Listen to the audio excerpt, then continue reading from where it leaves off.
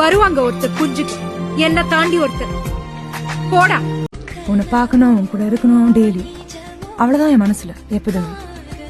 அதை விட்டா வேற எதுவுமே இல்ல. சீதா யாரா இருக்கும்? சினிமா நடிகை மாதிரி இல்லனாலும் ஓகே, சீரியல் நடிகை மாதிரி இருக்கு. ஏய், அந்த பொண்ணே நான் தான்.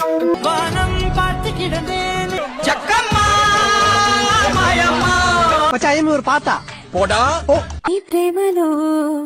ஆராதனை அழகே பொறாமைப்படும் பேரழகி.